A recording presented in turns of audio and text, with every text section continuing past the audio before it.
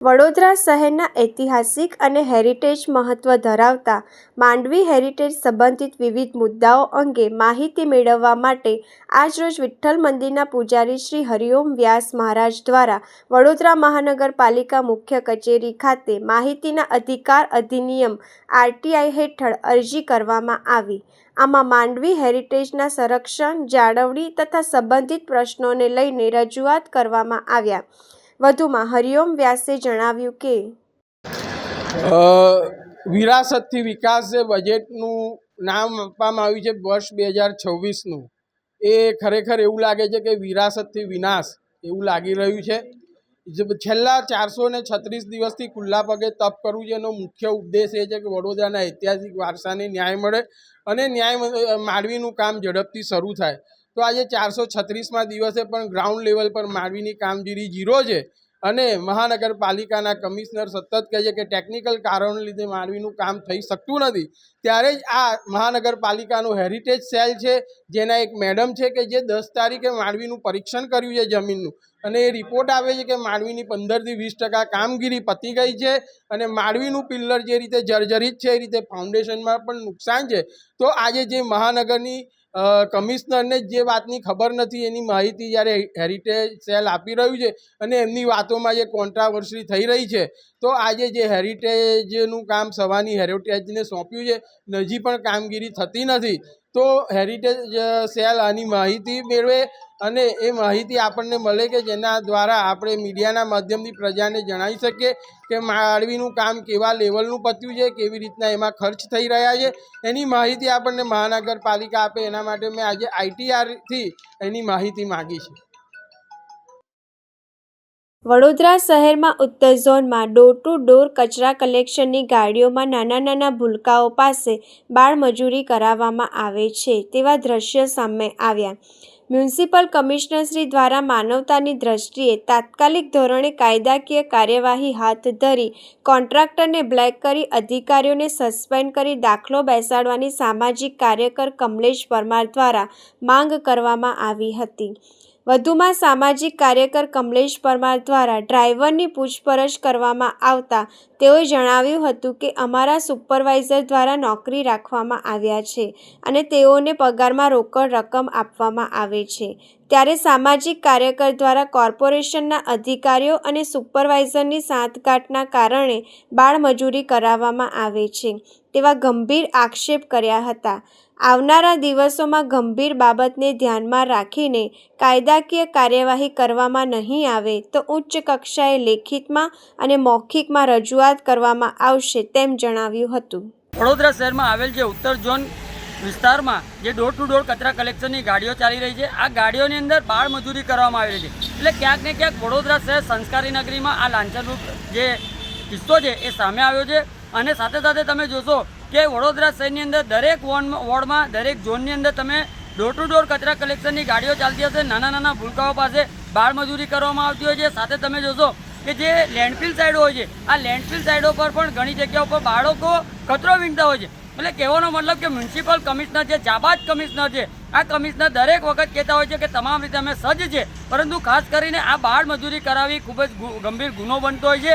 અને જ્યારે બાળમજૂરી અટકાવવા માટે ગુજરાત રાજ્ય સરકાર તમામ રીતના પ્રયત્ન કરતી હોય છે, ત્યારે વડોદરા મહાનગરપાલિકાની અંદર આ રીતની કામગીરી થતી હોય ખૂબ જ ગંભીર બાબત હોય। તે બાબતે સ્થાનિક વોર્ડના અધિકારીઓ સાથે સુપરવાઇઝરો સાથે આવા કોન્ટ્રાક્ટરોને બ્લેકલિસ્ટ કરી અને વડોદરા શહેરમાં એક દાખલો બેસાડવાની જરૂર છે તેવી અમારી ખાસ માંગણી છે।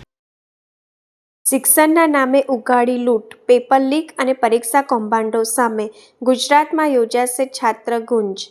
ગુજરાત પ્રદેશ કોંગ્રેસ સમિતિના પૂર્વ પ્રમુખ, પૂર્વ કેન્દ્રીય મંત્રી શ્રી ભરતસિંહ સોલંકીજી દ્વારા આજરોજ પ્રેસ કોન્ફરન્સમાં વિશેષ ઉપસ્થિત રહી વિશેષ મુદ્દા ઉપર પ્રેસને સંબોધન કરવામાં આવ્યું, જેમાં વડોદરા શહેર જિલ્લા પ્રમુખ ઋત્વિક જોશી અને જસપાલસિંહ પટિયાર પણ ઉપસ્થિત રહ્યા હતા। શહેર કોંગ્રેસ સમિતિના પ્રમુખ ભાઈ શ્રી ઋત્વિકભાઈ, પૂર્વ વિપક્ષના નેતા ભાઈ શ્રી બથુભાઈ, ભીખાભાઈ, પુષ્પાબેન, ભાઈ બ્રહ્મભટ્ટ, અમારો મીડિયાનો આગેવાન યુવાન સાથી અને આપ સૌ મીડિયાના મિત્રો, અનેકવિધ પ્રશ્નો વચ્ચે ગૂંચવાયેલી દેશની પ્રજા, ગુજરાતની પ્રજા આજે એવા ખૂબ કપરા દોરમાંથી પસાર થઈ રહી છે કે આર્થિક મંદીથી શરૂ કરી બેકારી, મોંઘવારી અને વૈશ્વિક રાજકારણ, ઈરાન ઇઝરાયલની વોર અને એના કારણે ભારતને પણ અનેક રીતે જે સહન કરવું પડે છે, તેવા સંજોગોમાં એવા મહત્વના ઇસ્યુ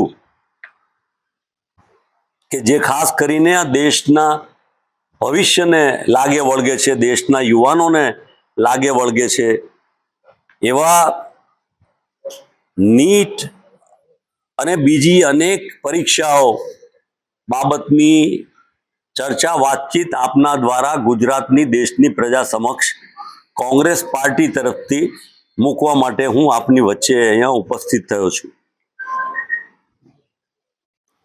આપ સૌ જાણો છો એમ ગઈકાલે જ નીટની પરીક્ષાની વાત થઈ. છેલ્લા લગભગ ભારતીય જનતા પાર્ટીના નરેન્દ્રભાઈ મોદીના શાસનમાં 10 વર્ષમાં લગભગ 89 પેપર લીક થયા અને 48 પરીક્ષાઓ ફરી લેવી પડી. ગુજરાત અને દેશની પ્રજા સરખામણી કરી રહી છે કે જ્યારે ગુજરાત અને દેશની પ્રજાએ કોંગ્રેસને સોનિયાજીના નેતૃત્વમાં યુપીએ સરકાર બનાવી, દેશના બાળકોમાં શિક્ષણ વધે અને એટલા માટે રાઇટ ટુ એજ્યુકેશનનો કાયદો લઈ આવી અને મફત અને ફરજિયાત શિક્ષણની વાત કોંગ્રેસ પાર્ટીએ કરી.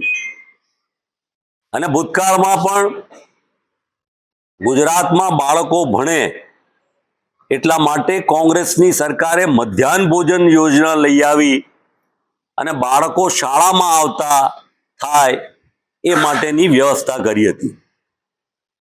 એક તરફ લોકોને માટે સૌનો સાથ, સૌનો સંગાત, એવી અનેકવિધ વાતો, લોભામણા વચનો આપ કર્યા. 2 કરોડ યુવાનોને રોજગારી આપવાની વાત કરી. બીજા તો અનેક પ્રશ્નો છે, આપ એનાથી વાકેફ છો. ખેડૂતોના પ્રશ્નો હોય, અનેક પ્રશ્નોની વાત વણાઈ જાય એવી છે. પણ આ મહત્વની બાબત એ છે કે દેશમાં લગભગ 22 લાખ જેટલા નીટના વિદ્યાર્થીઓ, અને એ વિદ્યાર્થીઓ એનું ભવિષ્ય, અને એ ભવિષ્યમાં તમે ગણતરી કરો કે જેટલું બજેટ આ દેશની શિક્ષણ માટેનું છે, એટલા જ કરોડો રૂપિયા, 1 લાખ ઉપરાંત કરોડ રૂપિયા એ નીટના પરિવારના લોકોએ એમાં ખર્ચા છે. હવે વિચાર કરો કે આટલી મોટી માતબર રકમ જ્યાં આખો દેશનું શિક્ષણ ખાતું એ પૈસા ખર્ચતું હોય અને એની સામે પરીક્ષા આપનારા લોકો જે પોતાનું જીવન, ભવિષ્ય, કુટુંબ પરિવારને આગળ લઈ જવા માટે સંઘર્ષ, મહેનત, માનસિક તૈયારીઓ કરતા હોય, એ બધામાં છબરડાઓ, અને તે પણ ભારતીય જનતા પાર્ટીના સિસ્ટેમેટિક ભ્રષ્ટાચારના ભાગરૂપે, ગોઠવણીના ભાગરૂપે વારંવાર પેપર લીક દ્વારા વચેટિયાઓ અને ભાજપના દલાલો એ પૈસા ખાઈ જાય અને આ યુવાનોનું શિક્ષણ ખરાબ થાય, એનું ભવિષ્ય ખરાબ થાય, એવી પરિસ્થિતિનું નિર્માણ થયું હોય ત્યારે 2021 થી શિક્ષણ મંત્રી ધર્મેન્દ્ર પ્રધાન ફરજ બજાવતા હોય અને ધૂતરાષ્ટ્રની જેમ આંખે પાટા બાંધેલા હોય કે જાણી બૂજીને જે ચાલતું હોય કે ભારતીય જનતા પાર્ટીના એના પોતાના સંગઠનમાં 14,000 કરોડ રૂપિયા જમા થયા હોય તો એ 14,000 કરોડ રૂપિયા ક્યાંથી અને કેવી રીતે આવ્યા? વાતો તો લોકફાળાની કરવામાં આવે કે લોકોએ ફાળો આપ્યો અને ભારતીય જનતા પાર્ટીની તિજોરીમાં આટલી માતબર રકમ થઈ. પણ મને લાગે છે કે આ દેશમાં જે જીએસટી લાખો કરોડો રૂપિયાનો આવે અને એ લાખો કરોડો રૂપિયાનો જીએસટી ક્યાંથી ક્યાં કેવી રીતે સાયફન થઈ જાય એના ભાગરૂપે આ વ્યવસ્થા બની રહી હોય એવું લાગે છે. જ્યારે આ શિક્ષણની વાત કરીએ ત્યારે એમાં સ્પષ્ટ ફલિત એ થાય કે આ શિક્ષણથી જે પ્રકારે નીટમાં છેલ્લા 10 વર્ષથી ભારતીય જનતા પાર્ટીની સરકારમાં ગોટાળા થાય છે, ત્યારે નીટમાં વિદ્યાર્થીઓ યુવાનોને થયેલા નુકસાનનું વળતર એમને મળવું જોઈએ. બીજું, કેન્દ્રના શિક્ષણ મંત્રીને એમણે રાજીનામું ન આપ્યું ત્યારે તાત્કાલિક ધોરણે એમને બરતરફ કરવા જોઈએ. ભવિષ્યમાં આ પ્રકારની પરીક્ષાઓ દ્વારા દેશનું યુવાધન નકામું ના જાય અને આ દેશનું યુવાધન આ દેશના વિકાસમાં ફાળો આપે એવી શિક્ષણ પદ્ધતિ માટે પાર્લામેન્ટની જોઈન્ટ કમિટી રચવામાં આવે અને એના દ્વારા નિર્ણયો કરવામાં આવે. કોંગ્રેસના મતે કેવી શિક્ષણ નીતિ હોવી જોઈએ? કોંગ્રેસે આપે જે મેં પહેલા જ કીધું કે યુપીએની સરકારમાં સૌથી પહેલા આ દેશમાં શિક્ષણનો વ્યાપ વધે. ગુજરાતનું શિક્ષણ એ એવરેજ કરતા નીચે છે. એનું ઉચ્ચ શિક્ષણ પણ નીચે છે, પ્રાથમિક શિક્ષણ પણ નીચે છે. એટલે જ યુપીએ કોંગ્રેસમાં સોનિયાજીની સરકારે રાઇટ ટુ એજ્યુકેશન દ્વારા મફત અને ફરજિયાત શિક્ષણની જોગવાઈ કરી હતી અને ઉચ્ચ શિક્ષણ માટે પણ બજેટમાં વધારે પ્રાવધાન આપી અને વ્યાપક ધોરણે જેમ વિશ્વના દેશોમાં શિક્ષણ દ્વારા રોજગારી અને દેશની પ્રગતિને વિકાસમાં ફાળો આપવામાં આવે એવા શિક્ષણને મહત્વ આપવામાં આવે એ માટેનો કોંગ્રેસનો પ્રયત્ન રહેશે.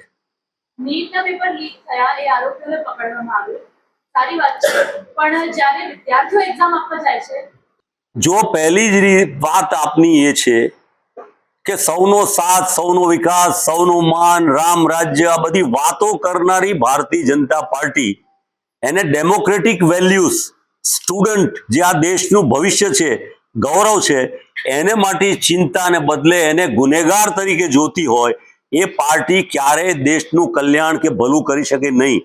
એ પોતાના સ્વાર્થ માટે ભ્રષ્ટાચાર આટલો માજા મૂકી છે. તમામ એમના રાજકીય નેતાઓ સામે ભ્રષ્ટાચારના બહુ મોટા ગુનાઓના આક્ષેપો છે, ત્યારે એક પણ ભારતીય જનતા પાર્ટીના સરકારના મંત્રી કે નેતાઓની સામે યા તો બરતરફી યા તો કોઈ પણ ગુનો ભારતીય જનતા પાર્ટી દાખલ કરતી નથી. આ દેશને માટે ખૂબ શરમજનક બાબત છે. કોંગ્રેસ જનતા પાર્ટીને સમર્થન આપે છે? હવે આ નવી વાત જે ઊભી થઈ છે, કોંગ્રેસ એવી પાર્ટી છે કે જેને બધાએ સમર્થન દેશની પ્રજાનું મળશે એટલે બધાનું સમર્થન મળશે. કોંગ્રેસ પાર્ટીને કઈ રીતે જોઈ રહી છે? અમે અમારી વિચારધારાને આધારિત કામ કરીએ છીએ અને એટલા માટે જ્યારે પણ ક્યાંક એલાઇનમેન્ટ કરવાનું આવે ત્યારે કોંગ્રેસ એની પ્રાથમિક મુખ્ય જે વિચારધારા છે, સેક્યુલર, દયા, કરુણા અને પ્રેમ, વિકાસ, દેશ પ્રેમ, એ મુદ્દાઓ પર કામ કરનારા લોકો સાથે કામ કરે છે. જે રીતે કોંગ્રેસ જનતા પાર્ટી આંદોલન કરી રહી છે એ આંદોલનને કોંગ્રેસ સમર્થન આપે છે કે નહીં આપે? કોંગ્રેસ પાર્ટી પોતે જ આ બધામાં સૌથી આગળ છે. આ ખોટા ભારતીય જનતા પાર્ટી વાળા લોકોની સામે અમે પણ તમારી વચ્ચે એટલા માટે જ આવ્યા છીએ કે આ તમામ મોરચે ભ્રષ્ટાચાર, બેરોજગારી, મોંઘવારી અને તમામ રીતે તમે ખેડૂતથી માંડીને ફેક્ટરીઓ, જીએસટી કયા મોરચે ભાઈ, એ તમામના ક્ષેત્રે કોંગ્રેસ પાર્ટી વિચારધારાને આધીન લડાઈ લડી રહી છે. આંદોલન ખોટું છે કે સાચું છે? જે લોકો પ્રજાને માટે લડતા હોય એ સારી બાબત છે, પ્રજાના હિતમાં, પ્રજાના કલ્યાણ માટે. અમે કોઈ રાજકીય લડાઈ અત્યારે લડતા નથી. આ નીટની વાત આ દેશના યુવાનોની ચિંતા કરીએ. જેમ લેડી પત્રકાર મિત્ર મીડિયાએ પૂછ્યું કે એમને ચોર અને ગુનેગાર તરીકે જોતી હોય ભારતીય જનતા પાર્ટી, તો એવી પાર્ટી આ દેશનું ધનોતપનોત કરી નાખશે. ડોક્ટર મનમોહનસિંહે કહ્યું હતું, એ બહુ સ્પષ્ટ સાબિત થઈ રહ્યું છે કે જો નરેન્દ્ર મોદી આ દેશના વડાપ્રધાન બનશે તો આ દેશ માટે બહુ ખરાબ દિવસો આવશે. એ વ્યવસ્થાઓ એટલી ક્રૂર છે, તણાવપૂર્ણ છે કે 3000 વ્યક્તિ પરીક્ષા આપે એમાંથી એક આઈએએસ બને. 3000 વિદ્યાર્થીમાંથી માંડ 30 આઈઆઈટીમાં જાય અને 3000 માંથી માંડ 180 ડોક્ટર બને. આ સિસ્ટમ જ ખરાબ છે ભારતીય જનતા પાર્ટીએ ઊભી કરેલી. આ પૈસા ભેગા કરવા માટેની એમની સિસ્ટમ છે. આ સિસ્ટમ દ્વારા યુવાનોનું કલ્યાણ કે ભવિષ્ય નથી. વિશ્વના વિકસિત દેશો, ચાહે આપણે સિંગાપોરથી લઈ લઈએ, તાઇવાન લઈ લઈએ, યુરોપના દેશ લઈ લઈએ, આપ જર્મની કે સ્કેન્ડિનેવિયાના દેશના લોકો લઈ લઈએ, તો ત્યાંના ઉજ્જવળ ભવિષ્યનો સૌથી મોટો પાયો એ ત્યાંના બાળકો અને ત્યાંના યુવાનોનું શિક્ષણ છે. તેની સુખાકારી, સફળતા, વિકાસ દરમાં સૌથી મોટો ફાળો યુવાનો આપે છે. ભારત એક યુવા દેશ ગણાય છે અને એ ધારે તો અમારા નેતા રાહુલ ગાંધી ચોક્કસપણે કહે છે કે આજે ચીન આગળ વધી ગયું ભારત કરતા. 1949માં આઝાદ થયું હતું ત્યારે, એ પછી પણ જો આ ભારતના યુવાનોને પૂરી તક આપવામાં આવે તો એ ચીનને પણ પાછળ પાડી દઈ શકે એવી ચોક્કસ શક્તિ આ દેશના યુવાનો ધરાવે છે. પરંતુ યુવાનોને કોમ્પ્યુટર, ટેકનોલોજી આ બધું શીખવાડવાને બદલે જે પાર્ટી તલવાર અને ત્રિશૂલ આપી અને ગેરમાર્ગે દોરતી હોય તો મને લાગે છે એમના ઉજ્જવળ ભવિષ્યને બદલે એમના જીવન સાથે ચેડા કરે છે. રામ મંદિર બનાવ્યું, બધાને આનંદ થયો અને હવે તો બધાને ખબર પડી ગઈ કે રામ મંદિરમાં લોકો જઈને જે કંઈ દાન પુણ્ય કરે ને 200 કરોડ રૂપિયા પણ જતા રહે. જો રામનું મંદિરમાં છેતરાઈ જવાય તો આ ભારતીય જનતા પાર્ટીની સરકાર તો ભ્રષ્ટાચારની માઝા મૂકી દે. સવાલ એટલો છે કે જુદા જુદા જે પાસાઓ છે એમાં આ મહત્વનું પાસું એ છે કે જ્યારે આ દેશના યુવાનો જ જો છેતરાવાના હોય તો એનું ભવિષ્ય આ દેશનું કેવી રીતે બની શકે. એટલે પહેલી ડિમાન્ડ તો ધર્મેન્દ્ર પ્રધાન, એને રાજીનામું નથી આપ્યું પણ એમને કેન્દ્ર સરકારમાંથી સેક કરવા જોઈએ, એમને કાઢી મૂકવા જોઈએ. એ કોંગ્રેસ પાર્ટીની અમારી ડિમાન્ડ છે. બીજી મહત્વની બાબત, જે આ જે એક્ઝામ્સ છે બધી જુદી જુદી, એ એક્ઝામનો રિવ્યુ કરીને નવેસરથી એ કરવામાં આવે અને આ બધા જ મુદ્દાઓ માટે જોઈન્ટ પાર્લામેન્ટરી કમિટી બનાવવામાં આવે અને જેના દ્વારા બધી ચર્ચા વિચારણા વાતચીતને કરવામાં આવે. અને આ જે વિદ્યાર્થીઓના પૈસા લગભગ 1 લાખ કરોડ કરતા વધારે જેમને એના પરિવારોને નુકસાન થયું છે, કેન્દ્રની સરકારે આ પૈસા આ વિદ્યાર્થીઓને પાછા આપીને ભરપાઈ કરવા જોઈએ, એનું વળતર આપવું જોઈએ. એક બાજુ એનપીએ ના નામે તમે અદાણી ને અંબાણીના કરોડો નહીં, અબજો રૂપિયા માફ કરતા હો. તમે ભારતની રિઝર્વ બેંકમાંથી પૈસા લઈ સોનું વેચી અને અદાણી ને એવા લોકોના પૈસા અમેરિકાને ચૂકવવામાં જો પૈસા વાપરતા હો તો આ દેશના આ 22 લાખ યુવાનોના જીવનને ખરાબ થતું રોકવા એમના પરિવારોના પૈસા વળતર તરીકે તમારે ચોક્કસપણે પાછા આપવા જોઈએ. મેં અહીંયા પૂછ્યું અમારા મિત્રને કે બરોડામાંથી લગભગ નીટને આ એક્ઝામમાં કેટલા યુવાનો હશે, તો લગભગ 10,000 જેટલા યુવાનોની વાત અહીંયા આવી છે. ગુજરાતમાંથી પણ ઘણા બધા મોટી સંખ્યામાં યુવાનો છે. આ દિન સુધી 18 કરતા વધારે નીટના વિદ્યાર્થીઓ જે આપઘાત કરીને મરી ગયા છે. ગુજરાતમાં પણ 2 યુવાનો અમદાવાદના એના મૃત્યુ થયા છે.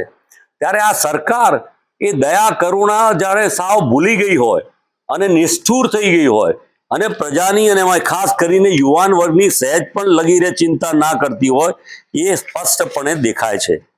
ત્યારે આપણે સૌ સમાજના નાગરિકો તરીકે અને મીડિયા તરીકે મારી આપના થકી ખાસ વિનંતી છે કે અનેકવિધ બીજી પોલિટિકલ વાતો હોય, એ પોલિટિકલ વાતને તમે કોંગ્રેસ પાર્ટીના પ્રવક્તા કે આગેવાન તરીકે ભલે અમને ગણો કે ના ગણો, ના સાંભળો કે એને ધ્યાન પર લો કે ના લો, પણ જ્યારે આ ગુજરાત અને દેશના યુવાનોની બાબતની ચિંતા છે અને શિક્ષણની જે સૌથી મોટી ચિંતા છે, જેને માટે એક બહુ જ મોટી ચેલેન્જ ઊભી થઈ છે, એ ચેલેન્જમાં તમે માનો કે સાથ આપી અને એક જાગૃતિનું વાતાવરણ સમગ્ર ગુજરાતમાં તૈયાર થાય અને એ દ્વારા આ જે સરકાર આંધળી અને બહેરી છે એ યુવાનોની તરફ જોવે અને એના ભવિષ્ય તરફ જોવે અને એનું ભવિષ્ય બગડે નહીં એની ચિંતા કરે અને એમને વળતર આપે.